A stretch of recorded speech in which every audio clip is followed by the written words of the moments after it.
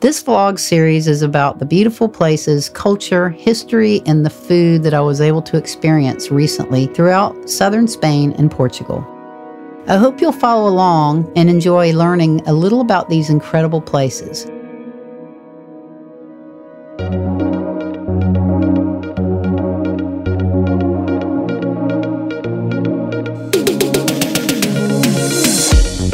Each day of our adventure so far involved getting up early, 7 or more miles of walking, exploring nonstop while traveling hundreds of miles with different hotels each night. On day 5 of our trip, we would be able to slow down and look forward to staying in the next hotel for 2 nights rather than 1. We had more time in the morning, and after grabbing breakfast in the hotel, we got on the bus for a 3-hour ride south to the city of Seville, Spain. Seville is famous for its Moorish, Jewish, and Christian architecture and rich history. Taken from the Romans by Julius Caesar in 43 BC, it became one of the most important cities in the region. It would continue to rise and fall through many historical events involving kings, dynasties, wars, the plague, a gunpowder explosion, and a flood. Today it is a popular tourist destination not only for its rich history and incredible architecture, but also for its Spanish culture and delicious tapas. Upon arrival, we checked into our rooms at the 4-star Hotel Kivir and met our tour guide that Jose had hired for the group down in the lobby.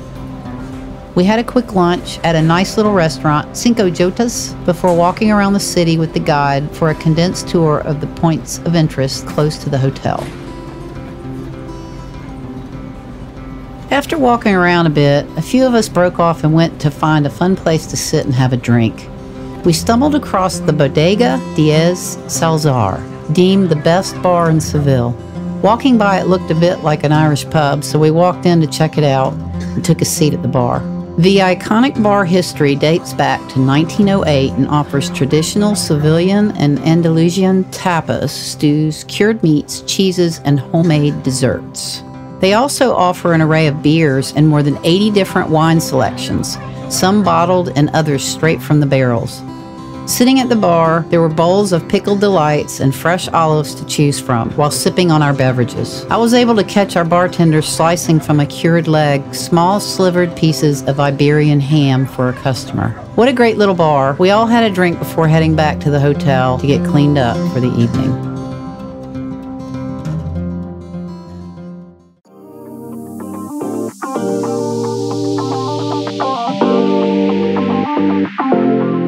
In the evening, we all dressed up and headed upstairs to the rooftop bar of our hotel for a fantastic gathering that Jose put together.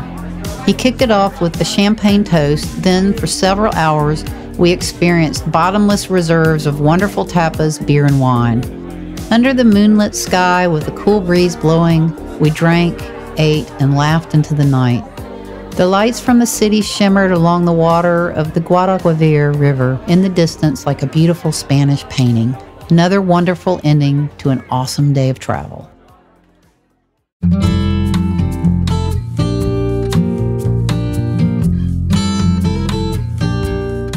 On day 6 of our trip, after a wonderful hotel breakfast and coffee, we set out with our guide to tour the Hotel de Seville, the world's largest Gothic church. Originally known as Almohad Mosque in 1248, after Ferdinand III conquered Seville, it became a Christianized Gothic cathedral. As with all the other places we'd visited inside of the cathedral, there are beautiful paintings, sculptures, goldsmithing, and textiles throughout. The stained glass and intricate Gothic vaulted ceilings were breathtaking. The tomb of Christopher Columbus is showcased as a coffin held by the statues of 4 men representing the 4 kingdoms of Spain. We walked up 35 gently inclined winding ramps to the top of the bell tower named La Girada, which was designed so that the men could go to the top by horseback. From the top, from every side of the bell tower, you can see a spectacular view of the entire city of Seville and the top of the cathedral. After our tour, we all went our separate ways to have lunch, shop, and relax.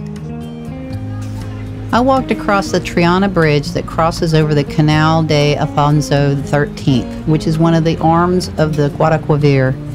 We picked a cafe along the water to sit and relax under the umbrellas on the hot summer day. I ordered a glass of red sangria and enjoyed the sweet, fruity cold beverage while watching the boats, kayakers, and paddleboarders pass on the water. We walked around a bit looking at the shops before finding a cafe where we sat outside near the street to have lunch. I had a Spanish-styled baguette layered with serrano ham, tomatoes, and aioli, with more fruity sangria. After lunch, I walked around taking pictures of the buildings along the water and on the back streets. It was hot, so I headed back to get cleaned up at the hotel. We ended our day with a 1-hour sunset river cruise along the Guadalquivir River. We sipped champagne as we watched the sunset on the horizon, crossing under the Puente de San Telmo Bridge and the Triana Bridge. It was a beautiful end to another great day and our last in Spain. Everything was absolutely wonderful, and I couldn't wait to compare what I had experienced so far with what was ahead in Portugal.